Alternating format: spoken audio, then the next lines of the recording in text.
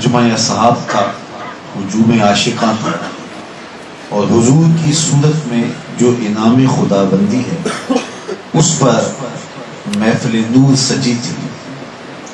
آج تو ہم محفل سجا کے عرض گزار ہوتے ہیں کاش کے حضور کی نظر عنایت ہو اور حضور جلوہ فراز ہو جائے، لیکن وہ ایسی مجلس تھی جس میں خود حضور تشریف لے آئے۔ سنن نسائی میں دیگر کتب احادیث میں روایت موجود ہے، حضور نے آتے ہی فرمایا ما اجلسکم، صحابہ یہ جلسہ کیسا ہے، کیوں بیٹھے ہوئے؟ تو انہوں نے عرض کی جلسنا ندعو اللہ ونحمدہ علی ما ہدانا لدینہ ومن علینا بک، ہمارے بیٹھنے کا مقصود یہ ہے کہ اللہ نے آپ کی صورت میں ہمارے اوپر جو احسان کیا ہے اس پر اس کا شکر ادا کرنے کے لیے جمع۔ سبحان اللہ۔ اگر حضرت حسان بن ثابت رضی اللہ تعالی عنہ کی الگ سے بولی دیکھنا چاہیں تو ان کے لفظوں کی ترتیب یہ ہے من علینا ربنا ام بعث فینا محمد صلی اللہ علیہ وسلم، ہمارے رب نے ہمارے اوپر احسان کیا کہ ہمیں حضور عطا کیا۔ شاید اسی کا ترجمہ کسی نے کیا فضل رب العلا اور کیا چاہیے، مل گئے مصطفیٰ اور کیا چاہیے، من علینا ربنا ام بعث فینا محمد صلی اللہ علیہ وسلم۔ کہا حضور ہم اس لیے بیٹھے ہیں کہ اللہ کا شکر ادا کر رہے ہیں اس بات پر کہ اس نے آپ کی صورت میں ہمارے اوپر احسان کیا۔ تو فرمایا صحابہ کیا تم اس بات پہ قسم دیتے ہو کہ اسی لیے بیٹھے ہو، تمہارے بیٹھنے کا مقصود کوئی اور نہیں ہے؟ تو انہوں نے ادب سے عرض کی حضور ہم قسم اٹھاتے ہیں کہ ہمارے بیٹھنے کا مقصد یہی۔ آج اگر آپ کو کوئی پوچھے کہ کیوں بیٹھے ہو تو یہی کہو گے نا کہ ہم حضور کے ذکر کا چراغ جلا کے بیٹھے، ہم حضور کا ذکر سننے کے لیے کرنے کے لیے اس اہتمام کے ساتھ بیٹھے۔ تو میں اگر کہوں کہ اس پہ قسم دو کہ اسی لیے بیٹھے ہو تو آپ کو تعجب تو ہوگا کہ بات تو سیدھی سی ہے، بظاہر قسم کا محل نہیں ہے۔ حضور نے کہا کیوں بیٹھے ہو، کہا اللہ کا شکر ادا کر رہے ہیں کہ آپ عطا ہوگا، تو کہا اس پہ قسم دو۔ تعجب تو ہوا ہوگا صحابہ کو، لیکن انہوں نے ادب سے عرض کی حضور ہم قسم دیتے ہیں۔ ایک ایک صحابی نے قسم دی، جب قسم دے دی تو فرمایا میں تم سے جو قسم لی ہے وہ کسی تہمت کی بنیاد پر نہیں، تم سے لی نہ تمہارے قول کی صداقت میں مجھے کوئی شک تھا کہ میں نے قسم سے تصدیق کی، بلکہ ماجرا یہ تھا کہ تم یہاں بیٹھے اس عمل میں اس شکرانے کی محفل میں تھے، میں حجرے میں تھا، اتانی جبریل علیہ السلام، میرے پاس جبریل امین حاضر ہوا، فاخبرنی ان اللہ یباہی بکم الملائکہ، جبریل امین نے مجھے آ کے خوشخبری دی صحابہ تمہارے اس عمل پر اللہ فرشتوں میں فخر کر رہا ہے۔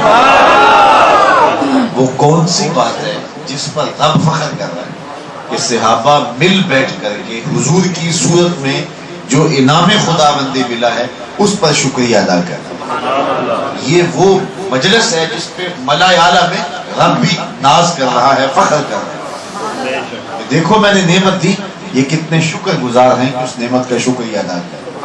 اللہ کی رحمتوں سے کوئی بعید نہیں کہ آج کی مجلس میں قبول کر لی جائے اور ہم فرشتوں سے کہے کہ دیکھو صدیاں بیت گئی، میرے محبوب دنیا پہ جلوہ گر ہوئے، یہ آج بھی شکرانے کی مجلس سجائے بیٹھے، تو ہو سکتا ہے میری اور آپ کی بخشش کی ضمانت قرار پائے۔ اس لیے اس بابرکت محفل کی ایک ایک ساتھ کو اپنے لیے تقدس مآب سمجھیں، اور علماء لکھتے ہیں کہ جہاں حضور کا میلاد ہوتا ہے وہاں پورا سال رحمتیں اترتی ہیں۔ کتنی مصیبتیں جو اس گھر کا رخ کر چکی ہوتی ہیں، جدھر محفل میلاد ہوتا ہے جب حضور کا میلاد ہوتا ہے تو وہ رخ بدل لیتے ہیں، بلائیں ابتلائیں آزمائشیں اور امتحان اپنے راستے تبدیل کر لیتے ہیں جہاں حضور کا ذکر ہوتا ہے، حضور کا میلاد ہوتا ہے۔ یہ میری اور آپ کی خوش بختی ہے کہ ہم حضور کے ذکر کی مجلس میں بیٹھے ہیں۔ آج پوچھنے والے پوچھتے ہیں کیا دلیل ہے جو تم ذکر رسول کی مجلس سجائے بیٹھے ہو؟ تو دلائل کی بولی بھی ہمارے علماء اہل تحقیق بولتے ہیں، لیکن میں سادے لفظوں میں کہا کرتا ہوں کیا ذکر رسول کے لیے بھی دلیل چاہیے؟ کبھی ایسا ہوا ہے کہ پھولوں کا تذکرہ چھڑا ہو اور بلبل کہے لکھا کہاں ہے؟ بات شمع کی چل رہی ہے اور پروانہ دلیلیں ڈھونڈ رہا ہو، اور یہ بھی ممکن نہیں کہ بات سرکار مدینہ کی ہو رہی ہو اور امتی کو دلیل کی ضرورت ہو۔ محب کے لیے اس سے بڑا سرمایہ کوئی نہیں، کوئی اس کے محبوب کا ذکر چھیڑ دے۔ آیت ذکر نعمان لنا فإن ذکرہ هو المسک ما کررتہ یتذمر۔ امام شافعی کہتے ہیں میرے مبدوع کی باتیں چھیڑو، میرے محبوب کا تذکرہ کرو، ان کا تذکرہ ایسی کستوری ہے تم جو سے چھیڑتے جاؤ گے خوشبو پھیلتی جائے گی۔ مطرب سے کہو کہ چھیڑے ذرا اس جان تمنا کا قصہ، مطرب سے کہو کہ چھیڑے ذرا اس جان تمنا کا قصہ، فرقت کے بھیانک لمحوں میں کچھ دل کو سہارا ہو، دل کو قرار مل جائے۔ اور یقیناً حضور کا نام سینے کو قرار دیتا ہے، تسکین دیتا ہے۔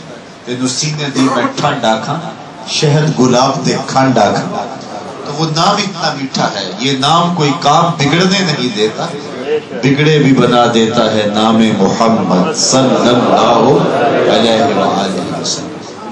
تو ہمارے اوپر لازم ہے کہ اس نعمت عظیمہ کا جو اللہ تعالیٰ نے اس امت پر انسانیت پہ کی ہے اس کا شکریہ ادا کریں۔ اور حضور کی صورت کے اندر یہ جو رحمت عالم نصیب ہوئی، پوری کائنات کے لیے رحمتوں کا جھرنا پھوٹا اور ہر سب اجالے ہی اجالے ہو گئے، اندھیرے اور ظلمتیں چھٹ گئیں، اس پر جتنا بھی شکریہ ادا کریں حق کے شکر ادا نہیں ہو سکتا۔ آپ جانتے ہیں کہ حضور کی آمد سے قبل انسانیت ذلت کے جس مرحلے میں تھی، یہ تو میرے حضور نے آ کے انہیں عزت کا تاج دیا ہے۔ انسان کے ہاتھوں ذلیل ہو رہا تھا کہ نہیں ہو رہا تھا؟ غلام کی جو پوزیشن تھی وہ اتنی بدترین تھی کہ آقا کے اذن کے بغیر اس کے جوتے بھی چھو لے تو آقا اس پہ بھی چاہتا تو کوڑے برساتا کہ تو نے مجھ سے پوچھا کیوں نہیں، پہلے اذن طلب کیوں نہیں کیا۔ وہ لا کہے کہ دھوپ میں جوتے خراب ہو رہے تھے، میں نے اس لیے جوتے چھاؤں میں رکھے ہیں تاکہ خراب ہونے سے بچ جائیں، تو آقا اس کی بات ماننے کے لیے آمادہ نہیں تھا، کیونکہ غلام کی کوئی رائے نہیں ہوتی۔ اقبال نے کہا تھا غلامی کیا ہے ذوق حسن و زیبائی سے محروم ہے، جسے زیبا کہیں آزاد بندے ہے وہی زیبا، بھروسہ کر نہیں سکتے غلاموں کی بصیرت پر کہ دنیا میں فقط مردان مر کی آنکھ ہے بھی، غلام کی کوئی حیثیت نہیں ہوتی۔ تو غلام آقا کا جوتا بھی نہ چھو سکے اور اس پر بھی کوڑے کھائے، لیکن جب طلوع بحر فارغ ہوتا ہے کائنات میں روشنی پھیلتی ہے اور حضور غلاموں کو حق دیتے ہیں۔ اور آپ جانتے ہیں حضور پیدا ہوئے تو سویبہ لونڈی آزاد ہو گئی، یہ اس بات کا اعلان تھا غلامی کی زنجیریں ٹوٹنے لگی اور انسان کی غلامی سے آزاد ہونے لگا، اور پھر غلاموں کو عزت اور وقار کی اس مسجد میں بٹھایا کہ حضور معراج پہ جاتے ہیں، واپس تشریف فرما ہوئے تو بلال حبشی کو بلا کر کے کہا بلال تو کون سے نیک عمل کرتا ہے، میں نے جنت میں تیرے قدموں کی آہٹ سنی۔ کیا خیال ہے اس ایک جملے نے دور غلامی کی ساری تھکن اتار دی ہوگی، اور بلال فرش چھوٹ کے فراز عرش پہ نہیں پہنچ گیا ہوگا؟ جو غلام آقا کے جوتے نہیں چھو سکتا تھا اس کو دو جہاں کا سردار کہہ رہا ہے میں تیرے قدموں کی آواز جنت میں سن۔ اللہ اکبر۔ اور اسی دی ہوئی عزت کا نتیجہ ہے کہ حضرت بلال حبشی رضی اللہ تعالیٰ عنہ حضور کے وصال کے بعد شہر مدینہ چھوڑ کے داریہ چلے گئے تھے، شام کا ایک قصبہ تھا، وہاں سکونت اختیار کر رہے تھے۔ وہ کہتے تھے مدینے کی گلیوں میں جی نہیں لگتا، اس لیے کہ پہلے جب میں یہاں چلتا تھا تو حضور نظر آتے تھے، حضور تہے مزار چلے گئے تو میرے لیے یہاں رہنا مشکل ہو گیا۔ پھر کچھ عرصہ بیت گیا، ابن اسحاق نے لکھا ہے ایک دن حضور خواب میں ملے اور فرمایا ما حاضر جفت یا بلال، بلال یہ کیا بے وفائی ہوئی، یار ہو کے ملنے بھی نہیں آتے۔ پھر دن رات کا سفر کرتے ہوئے حضرت بلال بن رباح مدینہ رسول میں پہنچے۔ اللہ اکبر۔ تو جب وہ شہر میں داخل ہوئے نا تو امیر المومنین مسجد نبوی سے باہر نکل کر حضرت بلال کا استقبال کرنے کے لیے کھڑے۔ بادشاہ بادشاہوں کا استقبال کیا ہی کرتے ہیں، ہمارے رپورٹوں پہ روز تماشا لگا ہوتا ہے، لیکن آپ نے تاریخ میں کبھی نہیں دیکھا ہوگا کہ غلام کا امیر المومنین، غلام کا بادشاہ شہنشاہ استقبال کرے، لیکن امیر المومنین کھڑے ہیں۔ اور جو ہی حضرت بلال آئے تو آگے بڑھے اور کالے رنگ کا ہاتھ چوما اور کہا یا بلال انت سیدنا و مولانا، بلال تو میرا آقا بھی ہے، تو میرا مولا بھی ہے۔ تو کہاں پستیوں سے اٹھایا اور اوج ثریا کی بلندیوں تک پہنچا دیا۔ غلاموں کو وہ عزت دی، وہ وقار دیا کہ انسانیت کو اس منصب پہ رکھا جو انسانیت کا حقیقی منصب تھا۔ کائنات کو وہ وقار، وہ عزت مصطفیٰ جان رحمت نے دی۔ اور اگر آج حضور علیہ الصلوۃ والسلام کی تعلیمات سے ہم دور ہٹ جاتے ہیں تو آج پھر وہی ظلمتیں اور وہی اندھیرے ہمارا مقدر بن جاتے ہیں۔ آپ جانتے ہیں تاریخ عرب میں بیٹی زندہ درگور کر کے باپ فخر کرتا تھا، اور یہ اتنا گھنونا جرم ہے۔ اللہ تعالیٰ قرآن مجید میں ارشاد فرماتا ہے وَإِذَا الْمَوْءُودَةُ سُئِلَتْ بِأَيِّ ذَنبٍ قُتِلَتْ، قیامت کے دن قبروں میں گڑی ہوئی بچیاں اٹھائی جائیں گی، ان کے ظالم باپ کٹہرے میں ہوں گے۔ اللہ تعالیٰ ان بچیوں سے پوچھے گا تمہیں کس جرم میں قتل کیا گیا؟ قیامت کے دن بندے سے سب سے پہلا سوال نماز کا ہوگا، اور سب سے پہلا فیصلہ جو ہوگا وہ قتل کا ہوگا، اور قتل میں بھی سب سے پہلے ان بچیوں کا قتل جو زندہ درگور کی گئی۔ ظالم باپ کٹہرے میں ہوں گے اور اللہ تعالیٰ ان بچیوں سے پوچھے گا بِأَيِّ ذَنبٍ قُتِلَتْ، کس جرم میں تمہیں قتل کیا گیا؟ حضرات مفسرین نے یہ سوال اٹھایا کہ بیٹیوں کو تو پتہ ہی نہیں کہ قتل کیوں کی گئی، ابھی آنکھ کھلنے نہیں پائی تھی کہ بند کر دی گئی، زبان بولنے نہیں پائی تھی کہ نوچ لی گئی، شعور سنبھلنے نہیں پایا تھا کہ گڑے میں دھکا دے کر مٹیاں ڈھیل دی گئی۔ انہیں تو پتہ ہی نہیں کہ ہمارا جرم کیا تھا۔ ظالم باپ سامنے کھڑے ہیں، ان سے پوچھا جائے تم نے یہ قیامت کیوں توڑی، تم نے یہ ظلم کیوں کیا؟ لیکن ان سے نہیں پوچھا جا رہا، بچیوں سے پوچھا جا رہا ہے تمہیں کیوں قتل کیا گیا؟ جنہیں پتہ ہی نہیں ان سے پوچھا جا رہا ہے، اور جنہیں پتہ ہے وہ کھڑے ہیں ان سے نہیں پوچھا جا رہا۔ تو مفسرین نے اس کا جواب دیا کہ بیٹیوں کا قتل اتنا گھنونا جرم ہے، اللہ تعالیٰ ان کے ظالم باپوں سے بات کرنا بھی گوارا نہیں کرتا، وہ اس قابل بھی نہیں ہے کہ ان سے خطاب عتاب بھی کیا گیا۔ تو وہ زندہ درگور کر کے بیٹی کو فخر کرتے تھے۔ اور میرے اور آپ کے آقا مولا نے ایک جملہ ارشاد فرمایا تھا، آپ نے کئی بار سنا، لیکن اس تناظر میں ذرا اس کو دیکھیں۔ آج اپنی بیٹی کے لیے میں بھی محبت کے جذبات رکھتا ہوں، آپ بھی محبت کے جذبات ہیں، لیکن جب بیٹی کو زندہ درگور کر کے باپ فخر کرتا تھا، اس زمانے میں محبت والا جملہ کہنا یہ صرف کلمہ محبت ہی نہیں، کلمہ جہاد بھی۔ حضور نے اس زمانے میں کہا میری بیٹی فاطمہ میرے جگر کا ٹکڑا ہے۔ تو فاطمہ تو بدعت منی، یہ صرف کلمہ محبت نہیں ہے، یہ کلمہ جہاد بھی ہے۔ اس زمانے میں کہنا جب بیٹیوں کو زندہ درگور کر کے فخر کیا جاتا تھا۔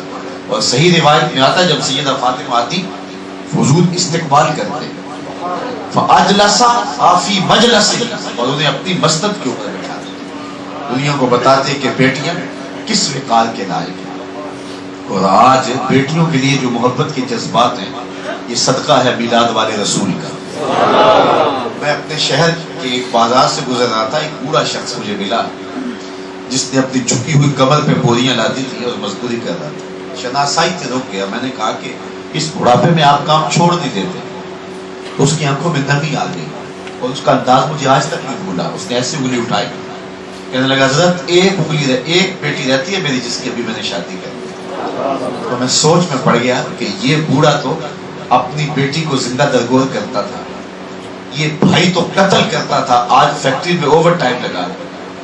آپ ایک چھوٹے سے کمرے میں 10 لوگ رہ رہے ہیں اور اپنی زندگی کی آسودگیاں اور بہاریں ان کو قربان کر کے تلخی کی زندگی گوارا کرنے پہ مجبور ہیں، اس لیے کہ اپنی بیٹیوں کی شادی کرنی ہے، ان کے ہاتھ پیلے کرنے ہیں، اپنی بہنوں کی شادیاں کرنی ہیں۔ تو آپ پردیس کاٹ رہے ہیں، پردیس کی پیچیدگیاں برداشت کر رہے ہیں۔ یار باپ تو زندہ درگور کرتا تھا، یہ مصیبتیں سہ رہا ہے، بھائی تو کاٹ دیتا تھا، کل میرا کوئی بہنوں ہی نہ کہلائے، یہ آج فیکٹری میں اوور ٹائم لگا رہا ہے۔ اس باپ کے سینے میں جذبات محبت کس نے رکھے؟ اس بھائی کے سینے میں تڑپتا ہوا پیار کس نے رکھا؟ جواب آئے گا میلاد والے رسول کا صدقہ ہے۔